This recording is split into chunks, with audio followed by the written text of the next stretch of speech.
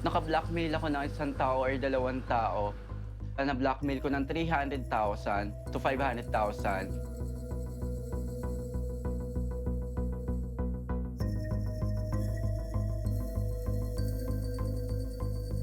Sa isang buwan na nakaka-blackmail kayo ng isang tao, ilang tao na ba-blackmail? Marami. Kasi sa isang buwan, marami talaga kami nabablockmail. Kasi everyday kami nag-online. Kahit sabihin mo may pera na, kumita na kami. Once na nag-online kami, nire-reserve lang muna namin yung iba para may income pa rin kami. Kumbaga, once na ma-blackmail pa namin yung magkakaroon pa kami ng pera once na nawala na ulit kami ng pera.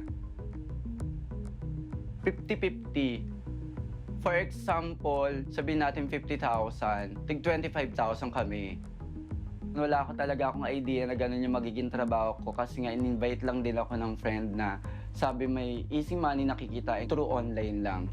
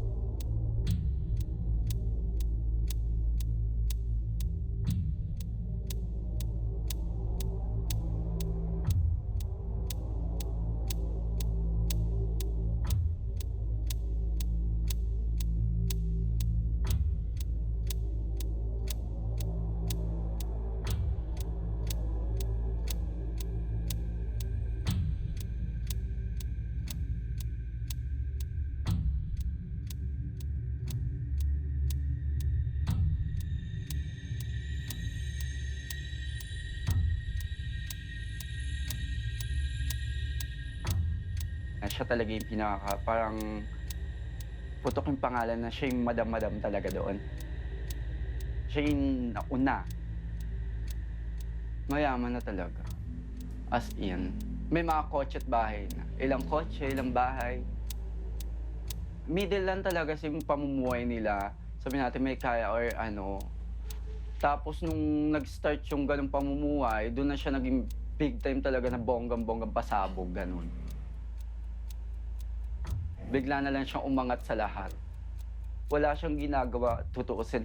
Mag-claim lang ng pera, magpasahod lang ng tao. Hindi ko pa siya talaga totally nakikita. Naririnig ko lang sa sa mga bakla na yun nga na madam talaga siya na siya nag-start ng ng ganung bagay, ganung serbisyo or bagay na na pagkakakitaan, na mabilis.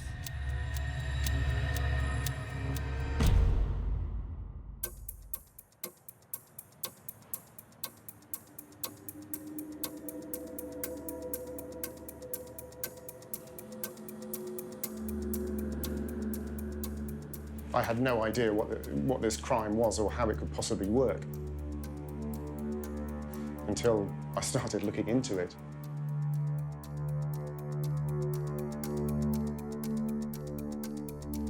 The first thing we knew about sextortion was a case in Scotland involving a 17-year-old lad called Daniel Perry who apparently received messages through Facebook. Had some money extorted from him, received sums of about £3,000 from him before he ran out of money. They then carried on threatening him, threatening to release these video recordings of him, and they started saying to him, well, why don't you kill yourself, and taunting him even. And the last message he sent to them said, I haven't got any more money, bye-bye.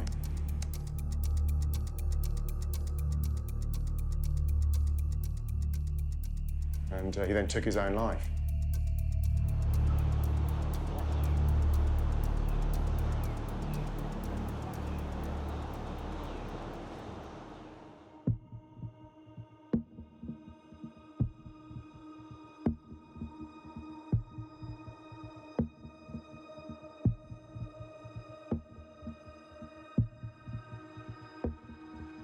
When the PNP Anti-Cybercrime Group was created, and there was a lot of report of sextortion happening in the Philippines, victimizing foreign nationals. Because, of course, international pressure started to build, especially after the death of Daniel Perry in 2013, and Interpol got involved.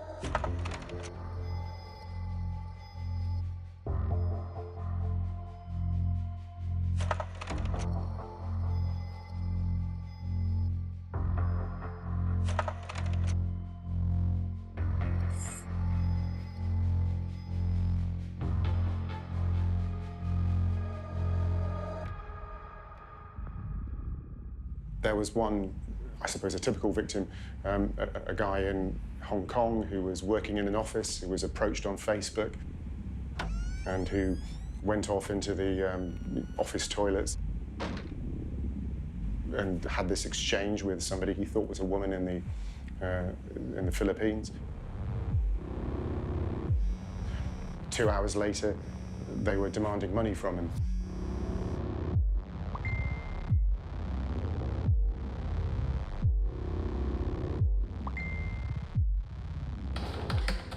He had to rush out of the office at the end of the day and try and find a Western Union branch and send over, you know, one sum of money, and the next day another demand came.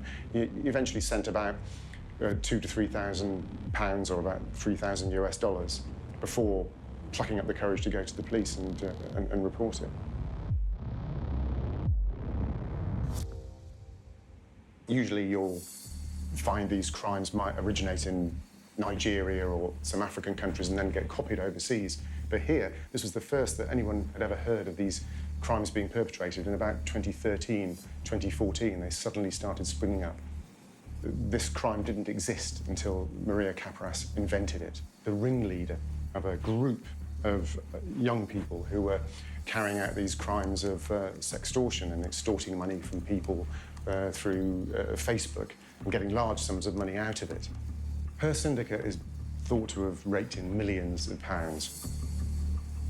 Huge sums of untraceable money, all of which will be sent to Western Union accounts. Some of the Western Union branches in the area around where she lived recorded the biggest takings of any Western Union branches in the world for a period in 2014, 2015. There was so much money coming in at this time.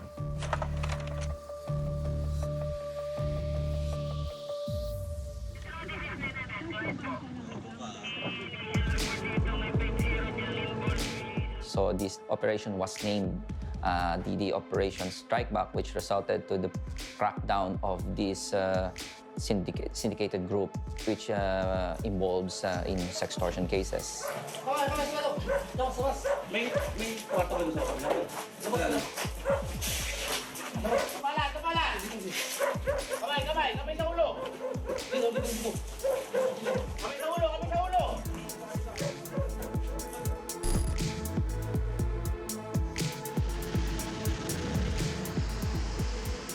Quite big because back then, the cyber sex extortion or crime were new to us. It was not that popular yet, so the impact of the story is alarming.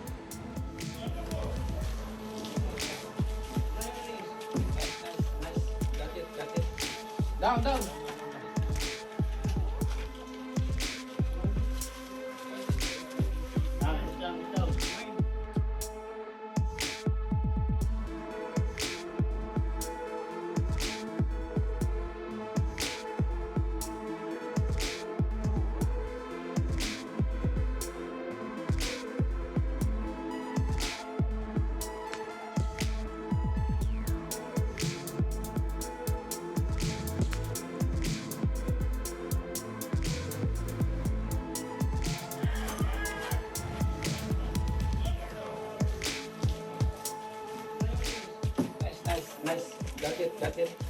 Down, down.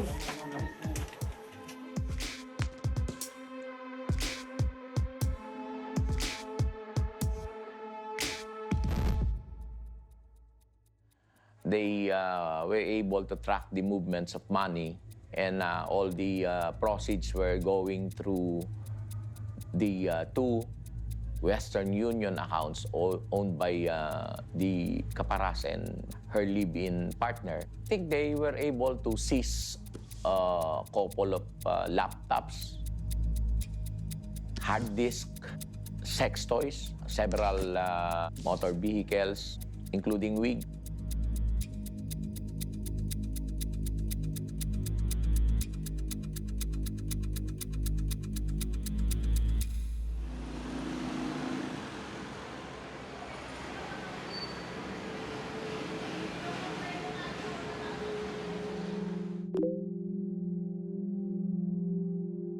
I was told that she was still active on social media in prison and sent her a message in hope rather than expectation saying, I'd like to hear your side of the story. Will you let me come and see you in prison?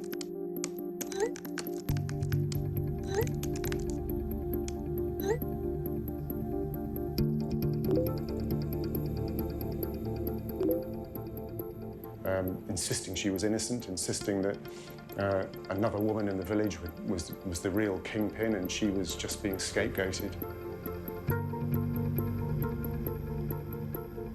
She almost convinced me. I mean, she told me that she'd been set up, she was crying, and I asked her, what did you think about the men who fall for this? And she said, they're stupid. They're just stupid. I told them. I told one or two of them, don't do it again because you've learnt your lesson now. So she could switch quite quickly and was clearly a quite persuasive and highly confident person, probably a sociopath, you'd probably describe her as.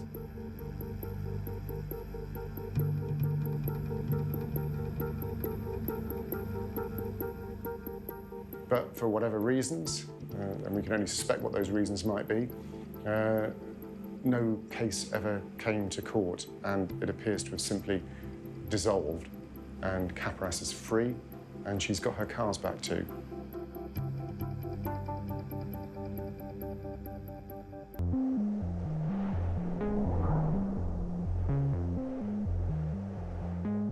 Maria Caparas first started working in chat centres where Filipino women sort of strip off and talk to foreigners.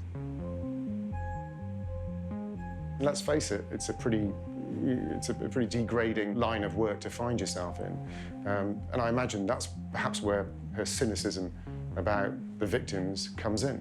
She's seeing men who are behaving in a very exploitative manner and presumably working with other people who are being similarly exploited. Like a telemarketing office, call centers, you know, they're selling porn sites. And once they saw an opportunity, someone asking for more. And at some stage, we don't know when, but clearly a light bulb went on and she realized how she could turn this to her advantage. It's an evil scam, but it's a very clever scam at the same time. And it plays on the fact that people are so ready to strike up conversations with complete strangers. Na nagtrabaho ako doon, tapos syempre wala pa ako alam yung tinuruan ako eh.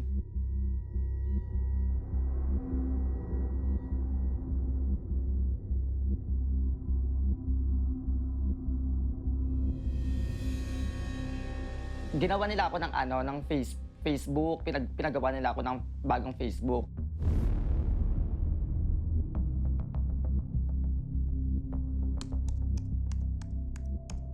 Makatotohanan ng Facebook, merong may-ari talaga na everyday mag-post, everyday selfie, ganyan. Kukuha ka ng may real Facebook account, ayun yung gagamitin mo doon na mukha. So kada post niya, ayun yung post mo din sa Facebook na yun, gagawin mo talaga siyang tunay na FB. So yung mga kinukuha mong mga Facebook na account, yung mga saan dito sa Pilipinas o sa ibang bansa din, yung mga Korea, gano'n, mga Chinese. They will use the persona of a pretty young woman.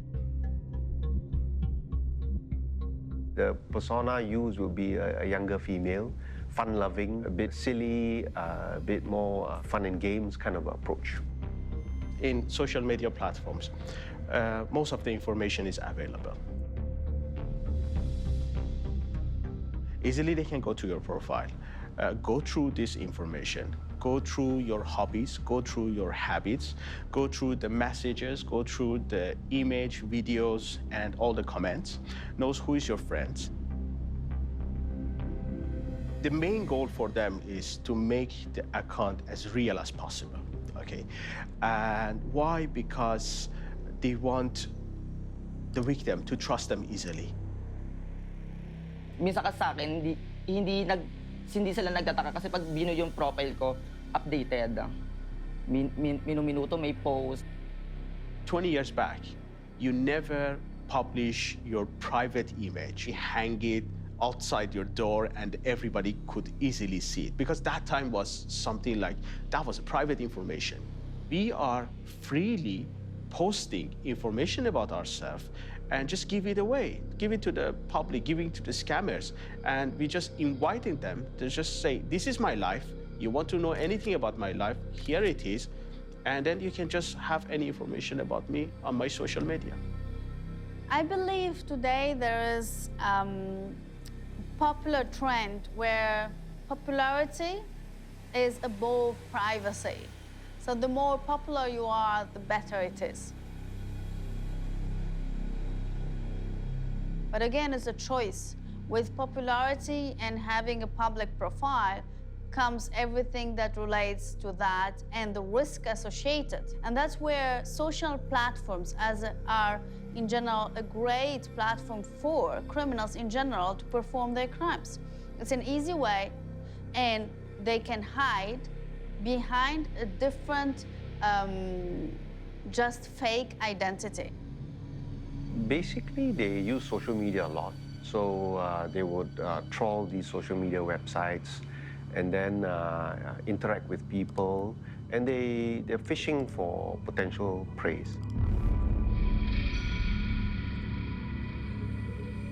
Mag-search ka sa Facebook ng, kunyari engineer lives in Malaysia, engineer lives in Singapore, Hong Kong. Alam namin na ayun yung trabaho nila. Mga mayaman, ganon, may pera.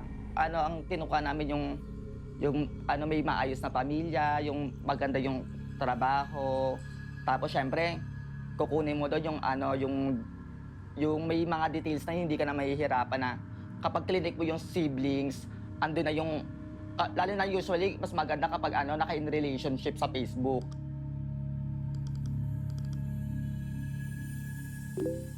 The way sextortion works is that somebody will send you a friend request on Facebook, somebody you've never met before. Siyempre, mag-aantay ka ng mag-a-accept sa'yo. Kapag, kunyari, siyempre mag-a-add ka ngayon. Tapos bukas, pag-ising mo, may mag-a-accept sa'yo. Lahat yun, ipipi mo, hi.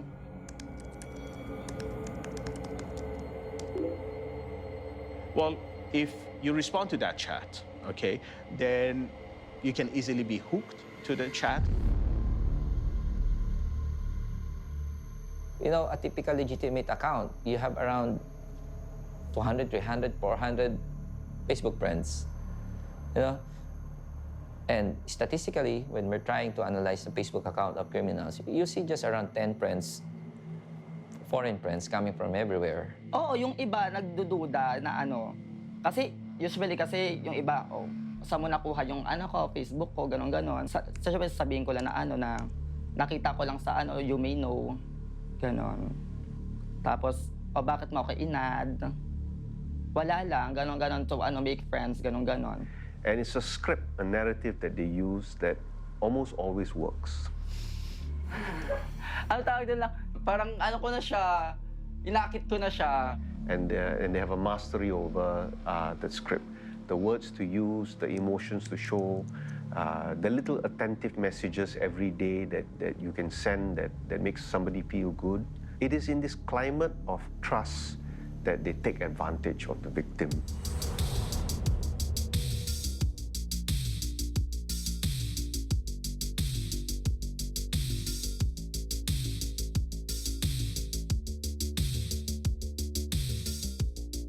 We always assume, like those movies, like those Hollywood movies, somebody extremely skillful, running some script and running some codes. However, that, I can say, is a 15% of what's happening in the cybercrime, okay? The other 85% of the cybercrime practically is nothing to do with the technical things. What we call it social engineering.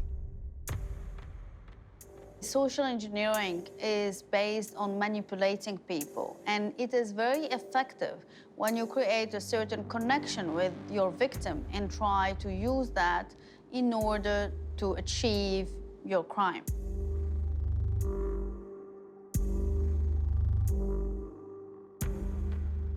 Mas maraming bakla kasi po mas malawak yung utak ng bakla sa pagsasalita eh. Parang bibilogin yung utak ng tao. They, and these were mostly teenage boys, some of whom were transitioning to be women. Meron ako doon nakasama, 17 years old lang. 17, 18, 19, tapos ang pinakamatanda sa amin, which is 30. That's the age bracket that normally that we were able to arrest in Sextortion because they know a lot about computers. You can just pay these jobless teenagers, give them 300 to 500 a day, and it will suffice for them. You can easily lure them, attract them to this kind of sex activities. Good chatters would get bonuses and extra rewards. She'd shower them with gifts like iPhones and Samsung phones. All the arrested individuals were minors.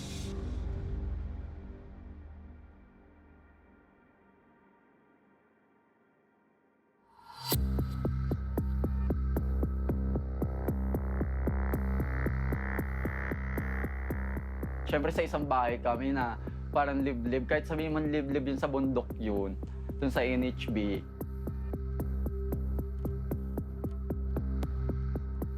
The surrounding is much safe for them because there are inadequate police authorities who operate in the area. North Hills still looks like a very ordinary village, but somebody pointed out to me, have you noticed what's different about this village? And I said, well, I can't. It looks like another Filipino village to me. But they said, look at the kids. They're all wearing designer T-shirts. You don't get that in a normal Philippine village. She owned a large property in the center of the village. It was like an entertainment center for the mostly young people who would work for her. And when we were there was always crowds of kids sort of gathering around them. And of course, those are the demographic that would be working for her or being primed to work for her as soon as they were a little older.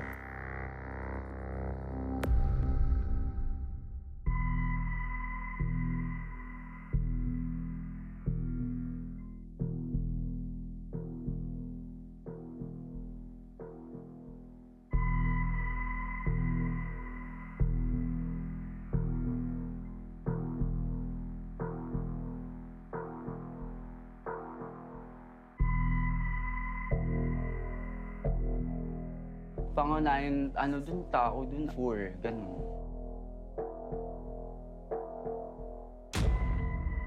Yung unang kinabubuhay dun sa NHB, which is yung paggawa ng basahan at pagbebenta ng basahan.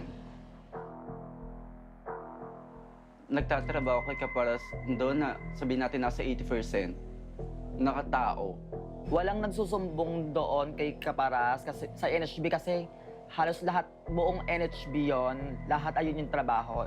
Lahat sila, scam yung trabaho. Pag lahat ng makita mo doon bahay na malalaki, all in yun. Si Kaparas kasi, powerful kasi nga siya yung unang gumawa ng, ng trabahong scam, which is, siya yung nagbigay ng trabaho sa mga tao, siya yung unang yumaman, siya yung unang nakapagpagawa ng business. Tatanong ako anong requirements sa loob. Ng transaction. Padala. Padala. Saan po itong kay Kaparas na Western Union? Yung kay Kaparas na Western Union? Wala po dito yan. Wala po rito. If you ask anybody about Maria Caparas, they suddenly suffer from amnesia and are reluctant to talk about it.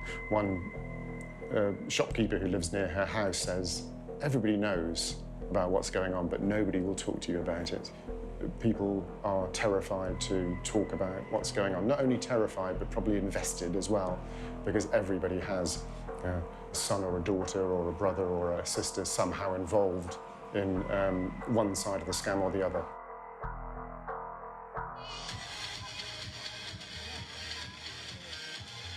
Mabait naman, maayos naman makisama. Miss Gay event na siya yung siya yung nag-set up ng event na yun. Siya yung halos lahat gumastos. Doon ko narinig sa mga tao na, ay, si nag-ano niyan, si Miss C yung nag-ano niyan, ganyan-ganyan. Siya yung sumagot niyan, siya yung nagpa-Miss Gay niyan. Kaya sabi ko, oo nga, mabait naman siguro talaga. With money, you can literally buy people, and that's technically what she was doing. Maria Caparas came from an extremely poor background. She was living in the slums in Manila. When she first arrived in the village, the neighbors told me she was so poor she'd have to beg for a bowl of rice to feed her and her 2 children. She had nothing at all. She's a slumdog millionairess, effectively. She's come from nothing and become extremely rich in an extremely dark way.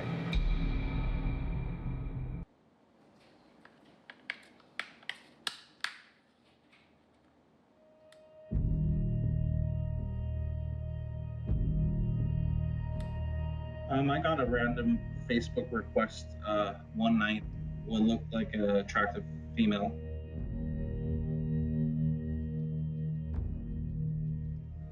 At first, I was resistant because I didn't know this person at all.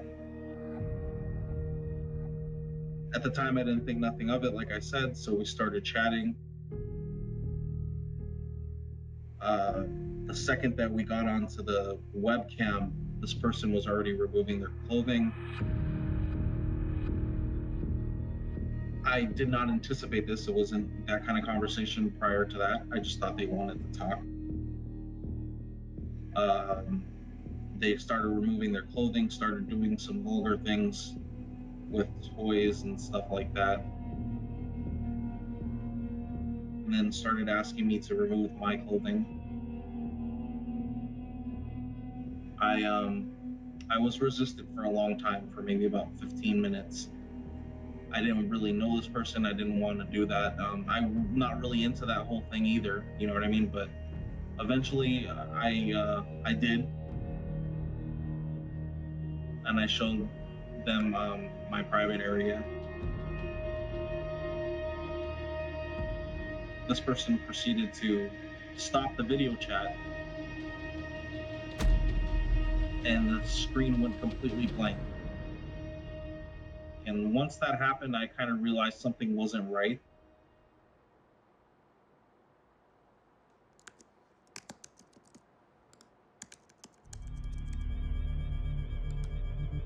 Through Facebook, ayun, doon mo siya kakausapin. Tapos once na nakausap mo na siya, nagustuhan ka niya, pakiramdaman ko na sumasakay na siya sa akin, doon na pumasok yung plano ko na ito nga, parang sasakay ito sa akin, ganyan.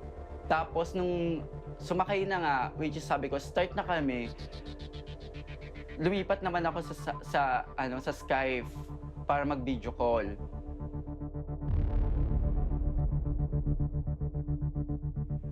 I saw Maria Caparas in prison and she explained to me actually how it all works. She says that within 20 minutes, the chat gets so intimate. Inakit ko na siya, nasabi ko na nakahubad ako, galing ako ng CR, kung gusto mo ba akong makita. Sige, magpapakita ako, basta once na magpakita ka din.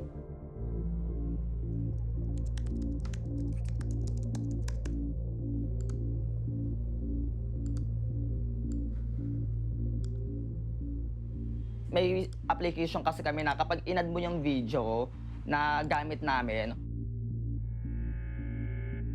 automatic, kapag nakapag-video call ka, ayun yung lalabas na na video. Ayun yung makikita nila. Ayun, kinukuha yun sa mga porn site. There are pre-recorded videos, controlled by key points. Kasi yung iba kasi syempre magtataka yan eh. If you are not video, wave your hands. May wave yun. I-click mo lang kunyari. Siya, yung wave niya nasa 2 minutes. 2 minutes. I-click mo siya sa 2 minutes. Para wave siya agad, ganon. Yung galaw niya, pinag-aralan ko like yung mag-high siya, pagkaway sa camera. Tapos yung mga pag-flying kiss, yun, alam ko yun. Tapos like yung sa dildo, dapat kabisadoy mo talaga lahat. Kung ano yung gustong ipagawa nung foreigner din. Combination of keys to have that pre-recorded video play as if you are really doing it for him. Which is yung mag-show doon, hindi mismo ako, ibang tao.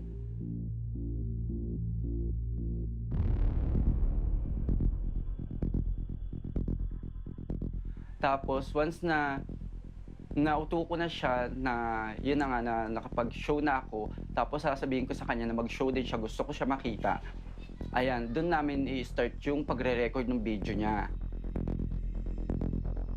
After nun, i-record namin yun. Pag-record namin doon, kukunin namin yung mga information na like Facebook, kukunin namin doon yung mga pangalan ng mga kamag-anak, pinsan, mga ganong kapamilya, or mga pamilya niya. Like asawa, anak, lolo't lola, or mga pinsan, ganon. Well, they don't need to be IT expert or hackers. Because all this private information is already shared in your social media platform. For example, if you have a working experience somewhere, you already entered which locations you work, which company you work. They don't want only you be a target, because all those friends, all those members which they are in your social media, okay, it can be a valuable target to them. Tapos after nun, doon na papasok lahat ng information na hawak namin, together with the video, nandoon. Tapos doon namin sasabihin na kung free ka ba na pwede mag-show ulit tayong dalawa.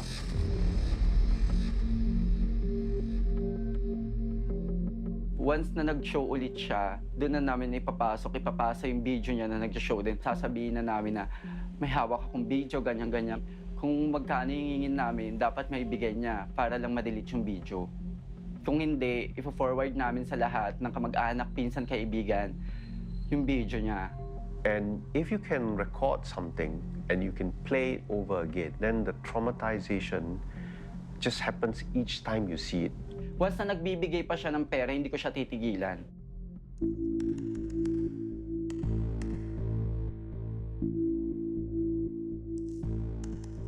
Malaki din naman kapag nakakuha ka ng mayaman na client. Tsaka yung takot na takot. Sa isang araw na mag-online ka, makaka5 o 10 video. Kaya sa 10 video na yun na i-scam mo, natatakutin mo, imposibleng wala ka makuha dun isa. Usually yung iba kasi na nagmamakaawa na walang pera, ganon-ganon. Siyempre, tatakutin mo yung takot na takot talaga yung yung pipilitan lang namin sell your things, sell your ganon, appliances. Yung iba talaga nagbebenta. When you are threatened that these things will be released publicly, you literally panic, right? And you get very upset. And many of these young people become very anxious, very depressed. Kaya doon po papasok yung pagsusuicide kasi nga wala na maibigay. Halos mangutang na sa mga kapitbahay niya or pinsan, kapamilya, yung taong binablackmail ko. Pero may iba kasing client na tinigilan mo na, hindi mo na kasi kinaawa ka, kinabukasan, biglang magsasend sa'yo na na I know you can do this to me. Ganun, yung matapang pa sa'yo. Doon ako napipi ko na, okay, this is your wife. I send your Doon ko sinasend yung video na mismo sa wife niya kahit wala akong makuha pera sa kanya. Actually, yung iba, magsusumbong daw sa pulis. Hindi naman ako natakot.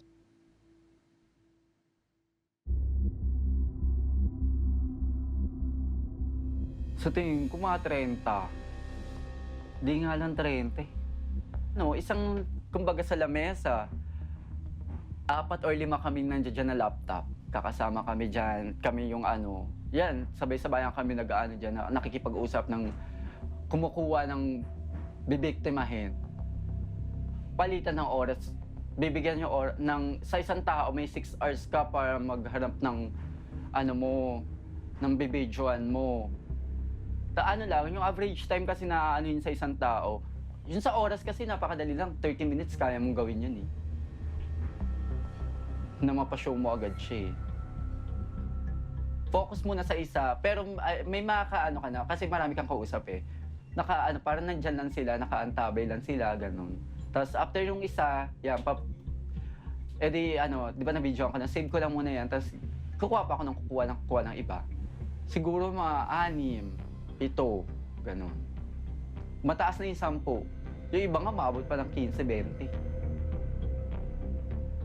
Habang binablackmail ko siya, tapos nakapagpadala na siya, may tao na isa na magkiklaim ng pera, tapos pag na-claim na yung pera, sasabihin sa akin, for example, through tawag or text, chat, sasabihin na nakuha na yung pera, hingan ko ulit ng pera.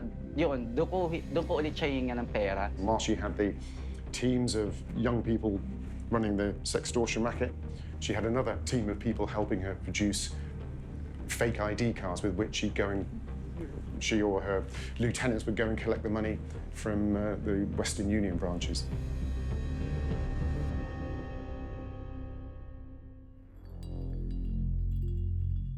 Napapadala yung pera through fake ID. The way it worked is that to collect these transfers, you just need an ID card that matches the name on the transfer from overseas. And in parallel to her sextortion business, it appears that Maria Caparas had a cottage industry producing fake ID cards. Dahil sa blackmail, nakapagpatayo nga siya ng bahay, gano'n. Tapos nakapag-branch siya ng sariling Western Union para lang dun na kumuha ng pera yung mga tao niya. From a money shop that is part of the syndicate is much easier than withdrawing the money from a money shop that is not owned or part of the syndicate. So the syndicate can manipulate the transaction and the release of money, but when you trace the money, the details about the ID, it's all fictitious. It's a fake ID. It's a fake ID, definitely.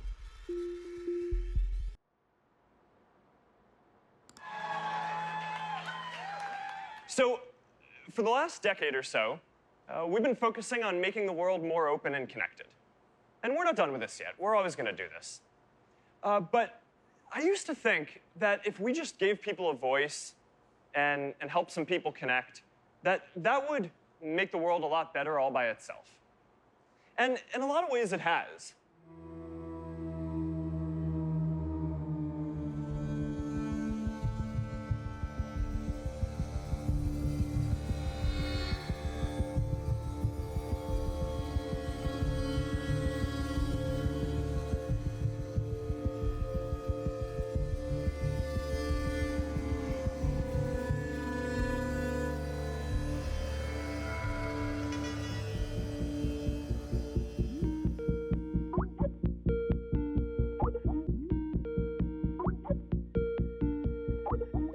It's probably the tip of the iceberg, yes.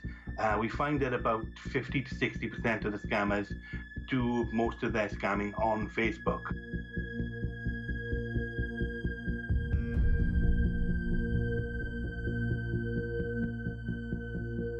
Facebook is a perfect platform for the scammers because everything they need is in the one place. They're able to meet the people there, they're able to do video chat with them there. They have their life there, their photographs, the list of their friends and their family. So it's just all encapsulated in the one place for them.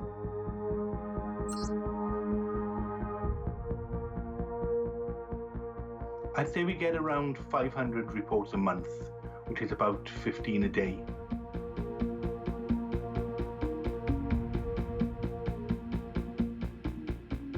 When we originally started doing this, we were getting around 40% of people coming to us saying that the scam was from the Philippines. Today, we get around 55 to 60% of them will come from the Philippines.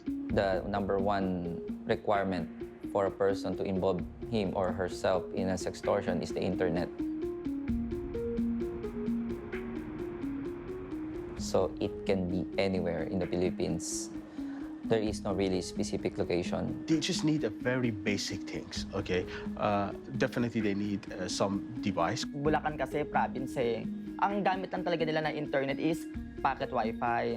Hindi sila, wala pa siyang ano doon. Wala pang wired doon na PLDT, lahat wala doon. Ang gamit lang nila doon, SIM card lang. These syndicates can be anywhere. Okay, they don't need to be in the certain location to find the victim in that particular location.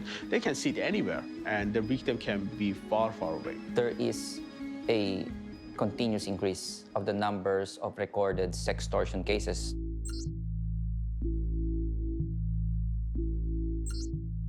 You could see from the statistic that there is an increase of 100% per year.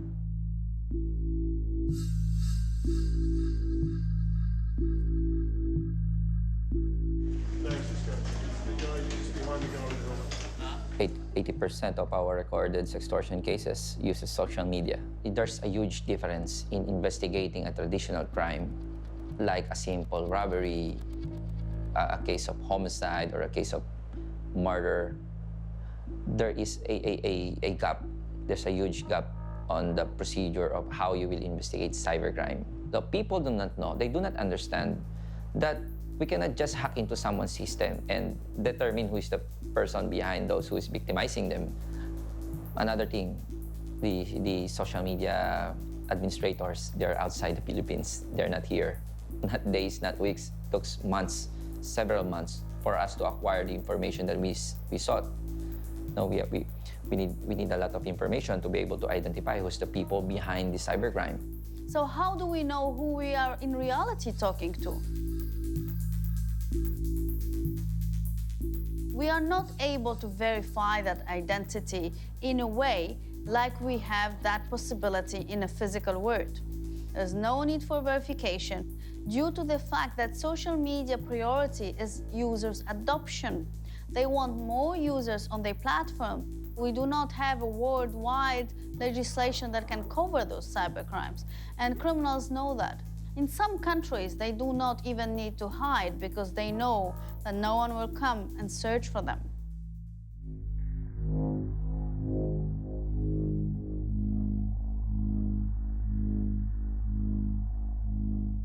Siya yung unang taong nakapag-ipon ng maraming pera, kaya ayun, nagkaroon siya ng syempre, nagkaroon siya ng kapit, ng hawak na pulis. Siguro kada monthly, binibigyan ng lagay, ganon, para hindi sila mahuli. Alam ko ilang beses na din kasi nandun ako, nahuli sila, tapos nakakalabas din. Ganon. Pag once na may nagsabi na may hulihan, may surveillance ba or may huli ba, kung iniimbestiga na ba kayo, malalaman mo na. Kapag nagkahulihan kasi, kapag may media, kukuha lang na kinulong. Pero kapag wala nang media, ayun na, pera lang, labas ulit siya. Kaya labas-pasok siya kasi, binibigyan lang niya ng pera, binabayaran niya. Yung sabi-sabi kasi na yun na naririnig ko sa kapitbahay, meron daw na na kalaguyo nga na pulis din, alam ko kasi pulis din daw na ayun yung pumaprotekta. Talaga nagtanong kayo ng pulis? Sira ulo kayo. Oo, sa ano? Nakabahan tuloy ko. Kayo, sira ulo kayo, kakilala kami doon. Hindi, bali. Makita ko kada. Oo, kilala kami doon kasi sa NHB, kilala lahat ng tao doon kasi hindi ka pwedeng pumasok doon ng lahat ng trabaho eh. Maria Caparas was quite brazen about the way she operated. She also posted pictures of her 13-year-old son lying down covered in 1,000 peso notes and lots of other quite overt pictures.